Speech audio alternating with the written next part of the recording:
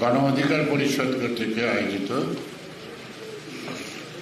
আজকের বিষয়ভিত্তিক আলোচনা সভার সম্মানিত সভাপতি এবং বিশিষ্ট আলোচকবৃন্দ, বাংলাদেশকে নিয়ে যারা ভাবে, বিভিন্ন লড়াই সংগ্রামের মধ্য দিয়ে যাদের ইতিহাস জীবনের সৃষ্টি এবং যারা শ্রোতা বন্ধু আছেন সবাইকে আন্তরিকভাবে ধন্যবাদ। যদিও এখন শ্রোতা কমে গেছে, আমার তো মনে বেশি বলার কোনো সুযোগ নাই, কারণ প্রত্যেকটা বিষয় শেষ মতো সভাপতি মান্না ভাই আরও যারা আছেন তারা খুব বিশদভাবে বলেছেন। এখন বিষয়টা হলো যে ভালো ভালো কথা বলার তো শেষ, এখন ভালো কাজটা করা বাকি আছে।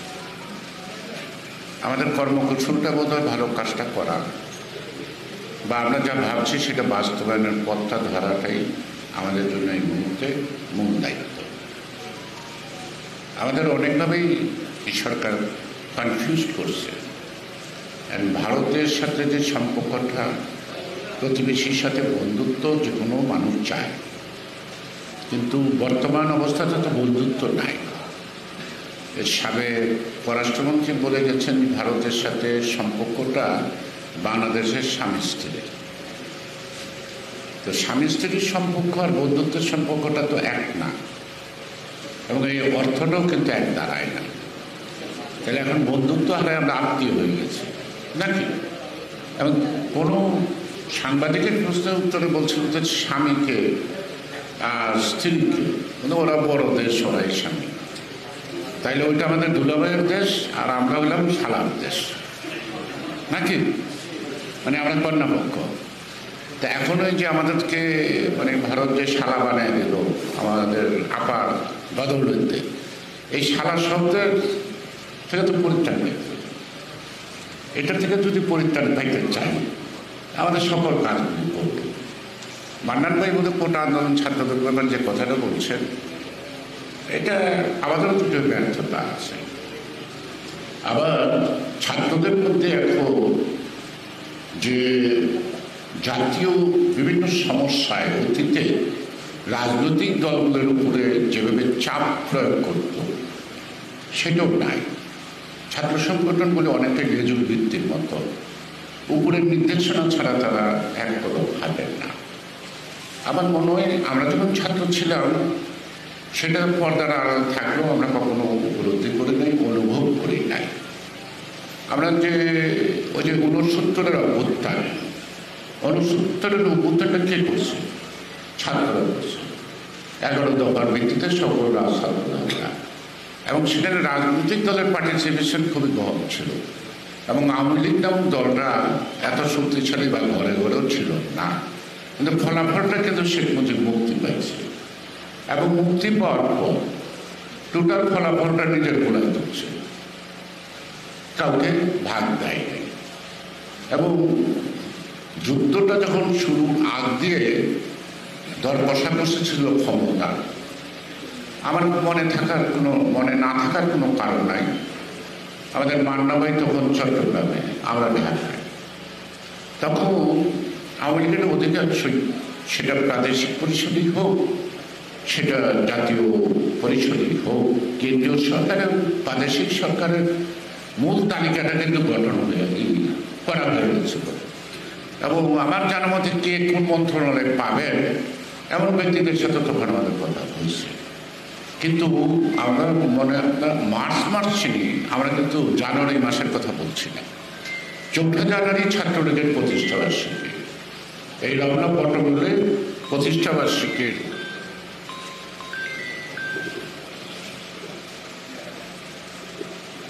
প্রতিষ্ঠাবার্ষিকীর অনুষ্ঠান। তখন আমাদের রব ভাই আসম আব্দুল রব,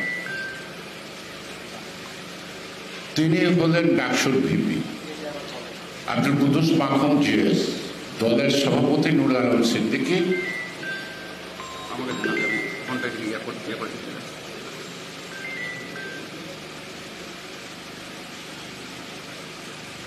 এবং শাহজাহান ভাই হলো সেক্রেটারি। সেদিন শেখ মুজিব এখানে প্রধান অতিথি হিসেবে আসছিলেন। এই রমনা ঘটনা আমরা ধরুন টিএসসির মোড় থেকে একটা মিছিল নিয়ে আসছিলাম তৎকালীন প্রচার সম্পাদক স্বপন কুমার চৌধুরীর নেতৃত্বে। আমরা দক্ষিণ পশ্চিম কোণার থেকে আমরা স্লোগান করছিল কৃষক শ্রমিক ক্ষমতায় লাথি মারো, স্বাধীন বাংলা কায়েম করো। তবে এই স্লোগানটাই আরও এই ধরনের স্লোগানটাই উঠছিল, ক্ষমতায় লাথি মারো, স্বাধীন বাংলা কায়েম করো। মার্চ কিন্তু অনেক দূর, কারণ তিনি খুব ক্ষিপ্ত হলেন এবং শরৎচন্দ্র চৌধুরীকে খুব দরাজ বলে একটা ধমক দিলেন। ধমক দেওয়ার পর আমরা কিন্তু থামছি না, বীর বাঙালি অস্ত্র ধরো, স্বাধীন বাংলা কায়েম করো, আমাদের স্লোগান চলছে। তাই তিনি বিরক্তি বোধ করে সবাটাকে শর্ট করে 4-5 মিনিট বক্তৃতা দিয়ে তিনি নেমে গেলেন। নেমে গিয়ে তৎকালীন যারা ছাত্রনেতা ছিল তাদেরকে ডাকলেন তার বাসভবনে, ডেকে সকলকে বহিষ করার নির্দেশ দিলেন সকল চৌধুরীকে। রাত্রে এই বেলা সেই সভা বসল ইকবাল হলের চত্বরে, সারা রাত সভা হলো, কিন্তু ছাত্রলীগের পক্ষ থেকে যারা নেতৃত্ব দিচ্ছে তারা কেউ এই প্রস্তাব অ্যাকসেপ্ট করল না। তাহলে বুঝতে হবে যে তৎকালীন যারা আমরা ছাত্র ছিলাম, আমরা স্বাধীনতার প্রশ্নটাকে এমনভাবে মানে জনগণের মধ্যে ঢুকাতে পারছি। 7ই মার্চের ভাষণটা যে কার্যকর না তাও কার্যকর, কিন্তু সেই ভাষণের পিছনেও যদি কাহিনী আসে সেটাও ছাত্রদের ভূমিকা, ছাত্রদের প্রতিনিধি হিসাবে উনি এখন পৃথিবীতে নাই। একটা চাপের মধ্য দিয়ে ওনাকে মুখ থেকে বলানো হয়েছিল এবং লড়াই চাই, লড়াইয়ের সময় আমি জেলখানায় যাই, এই অবস্থাটা তৈরি হলো। কিন্তু উনি জেলখানায় গেলেও কিন্তু উত্তেজনাটা থেমে গেল না। আর উত্তেজনাটা থেমে গেল না বলেই সেই অজ্ঞাত মেজর জিয়ার কণ্ঠ যখন রেডিওতে আসলো, সেইটা মানুষ জনগণ রিসিভ করলো খুব ভালোভাবে, কারণ এটা মানুষের আকাঙ্ক্ষার প্রতিফলন পাইছে। তাই তো দেশটা স্বাধীন হয়ে গেল। কিন্তু আজকের ছাত্ররা এই ইতিহাস সৃষ্টি করতে পারছে না। কেন পারছে না? নানাবিধ কারণে। তো যাই হোক, আমি তাদেরকে দোষারোপ করছি না। অনেকেই বলছেন এখানে সাংবাদিকরা কোটা নিয়ে কথা বলতে, আমি কোটা নিয়ে একটি কথাই বলবো যে তাদের দাবি যৌক্তিক। ইন ফিউচার দেশটা মেধাশূন্য হয়ে যাবে। আর হিসাব করলে 7.5 কোটি বাঙালির মধ্যে তৎকালীন আমরা কত পার্সেন্ট মুক্তিযোদ্ধা? 0.5%, এর বেশি না সক্রিয়। 0.5% লোকের জন্য 30% কোটা নির্ধারিত করবে। আমরা যখন যুদ্ধে করছিলাম, মাকে কি বলছিলাম যে মা যুদ্ধে গেলে আমি ভাতা পাবো? আমি কি মাকে বলছিলাম মা আমি যুদ্ধে গেলে কিন্তু বড় চাকরি পাবো? নাকি আমরা একটা লক্ষ্য, একটা আদর্শ, একটা দেশ তৈরি করবো, তার জন্য গেছি। এখন আমাদেরকে সবাই ঘুষ দিতেছে, সবাই সম্মান দেওয়ার ঘুষ দেওয়ার কথা। সুতরাং আজকে এই যে মুক্তিযুদ্ধের যে মার্কেটিংটা, চেতনার মার্কেটিংটা, আজকে মুক্তিযুদ্ধের চেতনা একটা ভালো কথা কইছে, ভালো কথাগুলো তো ভালো বলতে প্রধান বিচারপতি কোন জায়গায় তিনি বলছে কালকে, সেটা হলো যে এই যে যেটা উন্নয়নটা কিসে? চোরাবালিতে আটকে গেছে দুর্নীতি, ফাইন। অর্থাৎ দুর্নীতিটা এত আকাশচুম্বী, জনগণের পকেট খালি করে ফেলছে, জিনিসপত্র কেনার সুযোগ নাই, তার দৈনন্দিন জীবন চলেন না। আজকে সাবসিডির নামে জনগণের পকেট থেকে এই যে বিদ্যুৎ ডিপার্টমেন্ট থেকে যে লুটটা হচ্ছে, সেই লুটটা রিকভারি করার চেষ্টা করা হচ্ছে, তাই না? যে সে কারণে হলো যে আমি কোনো দেশের পক্ষে না, শুধু বাংলাদেশ ব্যক্তি। আমি আমার দাবির কথা বলবো, আমার দুঃখের কথা বলবো, আমার অধিকারের কথা বলবো। তাতে প্রতিবেশী থেকে আরম্ভ করে কোন দেশ খুশি হলো না খুশি হইল এটা তো আমার বিবেচনার বিষয়। আর আরেকটা জিনিস স্ট্রং থিওরি দেয় তারা সবসময়, যে ট্রানজিট হলো একটি দেশ থেকে আরেকটি দেশের মাঝখানে একটি দেশ ব্যবহার করে, তাকে বলে ট্রানজিট। ভারত থেকে ভারত যাবে বাংলাদেশের উপর দিয়ে, এটা ট্রানজিট না, এটার নাম হলো করিডোর।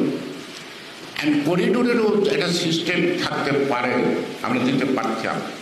সেই সিস্টেমটা একটা থাকতে হবে। কি সিস্টেম? যে তাদের 7 সিস্টারের পণ্য নেবে, ভালো, তো যেদিনটা ইন করবে তার 2 কিলোমিটারের মধ্যে আমার দেশে যদি বড় একটা টার্মিনাল থাকে যেখানে গোডাউনে না তারা মালটা রাখবে, এখান থেকে আমাদের গাড়িটা তাদের টার্মিনালে আমরা পৌঁছে দেবে। তা না হলে এখানে কোনো চেক নাই, সে অস্ত্র নিচ্ছে না পণ্য নিচ্ছে। একটা হিসাব করে দেখা গেছে যে পশ্চিমাঞ্চল থেকে যে পণ্য উৎপাদিত হয় সেই পণ্য তাদের পূর্বাঞ্চলের 7 সিস্টারের নিচে যে গাড়ি ভাড়া পড়ে তাদের পণ্যের চেয়ে দাম বেশি পড়ে। এটা কিন্তু বাণিজ্যিকভাবে তারা লাভবান না। তাহলে কেন করতেছে? এটা একটা সামরিক শক্তি ব্যবহার করে বাংলাদেশটাকে। তাইলে আজকে যে পূর্বে পশ্চিমের যে একটা দ্বন্দ্ব, মাঝখানে আমরা আছি, কখনো গুলি ফুটাফুটি শুরু হয়ে যায়, তাহলে চুক্তি অনুযায়ী তো ভারত অবভিয়াসলি আমার দেশটাকে ব্যবহার করবে। আর সেই আমার দেশটা যদি ভারত ব্যবহার করে, আর ভারতকে যারা আক্রমণ করবে তারা আমার দেশটাকে আক্রমণ করে আমাদেরকে পরাস্ত করে তো ভারতীয় সীমান্তে যেতে হবে, তাইলে আমরা ক্রস ফায়ারে করব। সুতরাং এই চুক্তিগুলি যদি আপনি বিশ্লেষণ করেন, সবচেয়ে হলো আমাদের আগামী দিনে বাংলাদেশের নিরাপত্তার প্রশ্নটা অত্যন্ত কঠিন। আবার ট্রেন ছাড়লো, বাদ ছাড়লো, আমাকে গোয়েন্দা সংস্থা তো তড়িৎকর্মা লোক আছে, তারা কি করলো, কিছু পোলা পাইন দিয়ে আবার নিজেরাই কিছু ইটা বাটকার মেরে দিল, তারপর আবার বসন নিরাপত্তা। তখন কি হবে? রাস্তার মাসে পাশে ইন্ডিয়ান তাবু, ইন্ডিয়ান সোলজার আসবে। এটা বাংলাদেশের সোলজারদের তো কোনো কাজ নাই, কারণ বাংলাদেশের সোলজাররা ভারতের সীমান্ত থেকে যুদ্ধ করব এমন সম্ভাবনা, এমন ইচ্ছা আছে নাই। যদি থাকতো তাহলে বার্মা আমাদের দিকে গুলি করার সাহস করতো না। বার্মার মতো দেশ আমাদেরকে গণায় ধরে না। এখান থেকে আমাদের বুঝতে হবে যে আমরা আমাদের এই দেশপ্রেমিক জনগোষ্ঠী যাদেরকে আমরা বলি, এখানে ভারতের সাথে আমাদের সাথে একটু তফাৎ। ওরা ফুটপাতের দোকানদার থেকে আরম্ভ করে একদম বড় কর্পোরেট হাউস পর্যন্ত তারা কিন্তু তাদের দেশকে ভালোবাসে, তার বেনিফিটকে লস করে কাউকে বেনিফিট দেয় না। তো সেইটা আমরা আমাদের দেশে, আমাদের সেই দেশের প্রতি যে ভালোবাসাটা, সেটা আমরা কতটুকু সৃষ্টি করতে পারছি। যারা আমাদের সীমান্ত রক্ষা করবে, কেন করবে? না করলে তো কোনো দায় নাই। কেন দায় নাই? আগে ছিল বিডিআর, বাংলাদেশ রাইফেলস, এখন হচ্ছে বিজিবি, অর্থাৎ রাইফেল হাতে নাই, তাই গুলি খাও ডেলি। বাংলাদেশের টোটাল মানচিত্রতে ফেলানের মতো কাঁটাতারে ঝোলানো আছে। এটা বাংলাদেশটা স্বাধীন আছে কথা বলার মতো কোনো সুযোগ নাই পলিটিক্যাল সায়েন্সের ভাষায়, নাই। কারণ প্রত্যেকটা কথা যদি আমি অনেককে জিজ্ঞেস করি, আরেক দেশের অনুমতি ছাড়া আমি কোনো সিদ্ধান্ত না দিতে পারি, সেই কান্ট্রিকে কখনো সার্বভৌম কান্ট্রি বলা যায় না। আর যে কান্ট্রির সার্বভৌমত্ব থাকে না, সেই দেশ কখনো স্বাধীনতার ইয়েতে পড়ে না, ডেফিনেশনে পড়ে না। তো সেই জন্য আজকে আমাদেরকেও তো দেশপ্রেমিক হতে হবে। কেনই বা বিএনপির দায় হবে? কেন এখানে মুক্তা আছে তাদেরই দায় হবে? কেন এটা সকলের দায় হবে না? কেন ছাত্র জনতার দায় হবে না? বলতে পারেন টকবক করছে রক্ত, রক্ত তো টকবক করছে ঠিকই, কিন্তু রক্ত তো বেরোতে দিচ্ছি না। জনগণ খুব দৈগত সত্য, আমি তো জনগণকে সেইভাবে রাস্তায় নামাতে পারছি না। সেই কেন পারছি না, এই বিষয়টা আমাদেরকে একটু আবিষ্কার করে নেওয়া। কেন ছাত্ররা এই সকল আন্দোলনের মান্যবে যে প্রশ্নগুলো করলেন, এই সকল আন্দোলনে কেন ছাত্ররা কনসার্ন হয় না, এটা আমাদের ভেবে দেখা দরকার। এখানে আমাদের কি কোনো দুর্বলতা আছে? আমরা কি সেখানে ব্যর্থ? আমরা কি তাদের মধ্যে চেতনা উদ্ভব করতে ব্যর্থ? কিন্তু আমার যে ভাবনার বিষয়টা একটু আছে। শেখ মুজিব জেলে গেছে, আন্দোলন করছে সব রাজনৈতিক দল, ছাত্র সংগঠনগুলি, তারা তো সব আওয়ামী পন্থী ছিল না, সব কটা যেটা সংগ্রাম পরিষদ আন্দোলনটা হলো।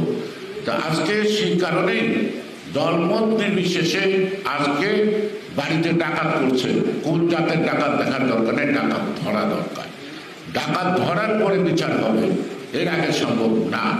সে কারণেই আমাদের ব্যক্তিগত জীবনের লোভ লালসা না হোক, আমরা একটু সুখে থাকার চেষ্টা করব, সরকারকে একটু অ্যাভয়েড করবো, কোনো কথা বলতে গিয়ে বলবো না, তাতে সুখে থাকতে পারবো না।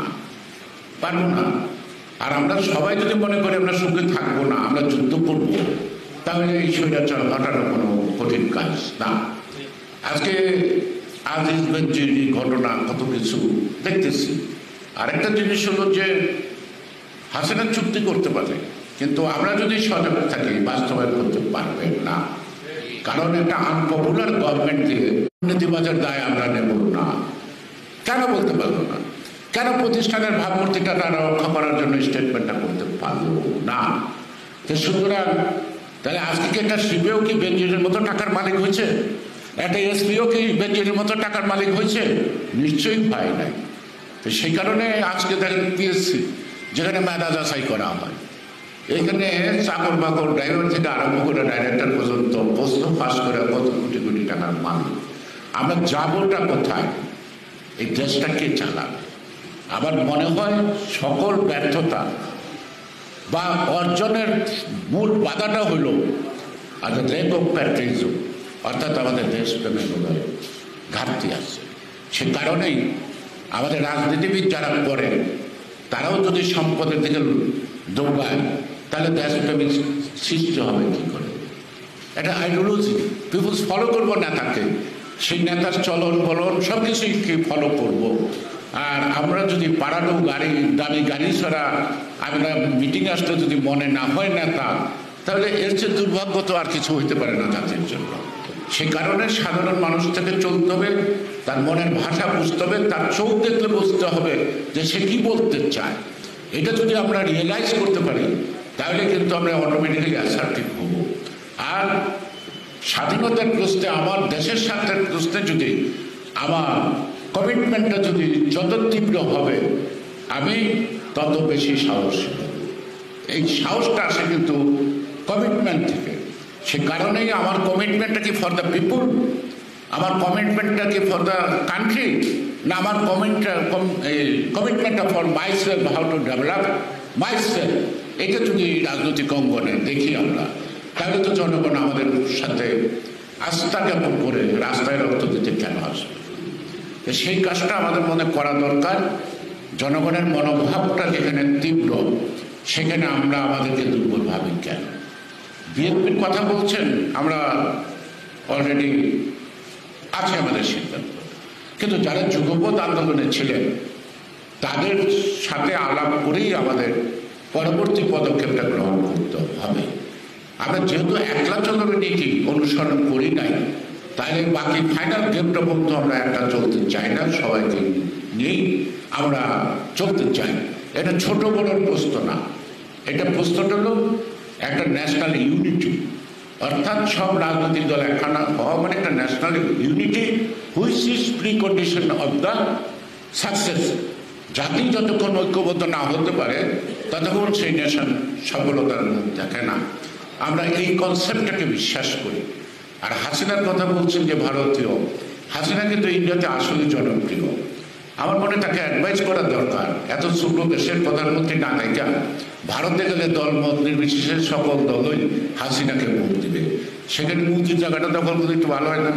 বড় দেশের প্রধানমন্ত্রী হওয়ার জন্য তাকে অ্যাডভাইস করা দরকার। Because she has been rejected, she has been rejected by the people, so that ইন্ডিয়ানরা তাকে ভালোবাসে দলমত নির্বিশেষে। তাহলে ভালোবাসার দেশে একটু কন্টেস্ট করা, বড় দেশের রানী হোক না, এই ছোট্ট দেশের রানী হয়ে লাভটাকে, এই ছোট্ট অর্থনীতির চুরি করলে ধরা পড়ে, তাই না? আর বড় অর্থনীতির মধ্যে হাত দিলে ধরা পড়ে না। সাগর থেকে বালতি দিয়ে পানি তুললে বোঝা যায় না কয় বালতি গেছে, কিন্তু আপনি যদি আপনার ঘরের বালতি থেকে এক গ্লাস পানি তুলেন তাহলে কিন্তু বোঝা যায় যে এক গ্লাস পানি কম।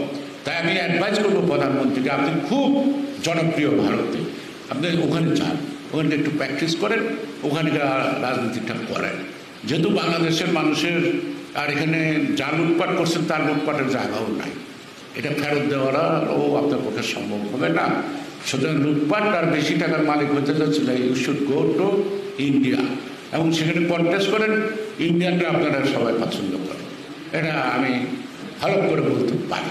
ওখানে যান, বাংলাদেশের মানুষটা আপনাকে পছন্দ করে না, বিকজ আপনার কোনো দেশপ্রেম নাই, দেশপ্রেম নাই। আর আপনি ভারতের বন্ধু নন। আপনার আলগা মোমেন্ট ফরেন মিনিস্টার যে কথা বলছে সেই ভাষাটার অর্থ দাঁড়ায় আপনি ভারতের বউ। ঠিক। সুতরাং আমাদের সবাইকে সারা বানাইছেন আর ভারতকে বানাইছেন দুলাভাই। আপনারা ভালো থাকুন, সুস্থ থাকুন এবং আমরা আগামী দিন পথ চলে সফল তো হব, এ ব্যাপারে কোনো আমার কোনো নাই, মানে কোনো সন্দেহ নাই। কারণ জনগণ কখনো পরাজিত হয় না, জনগণ জয়লাভ করে। হয়তো কখনো মাসুল বেশি দিতে হয়, কখনো কম দিতে হয়। সবাই সুস্থ থাকুন, ভালো থাকুন এবং এই দেশটাকে বাঁচানোর জন্য আমরা কাঁধে কাঁধ মিলিয়ে দিয়ে চলি। জয় পরাজয় আমরা নিশ্চিত করতে পারবো, তখনই বাংলাদেশ জিন্দাবাদ।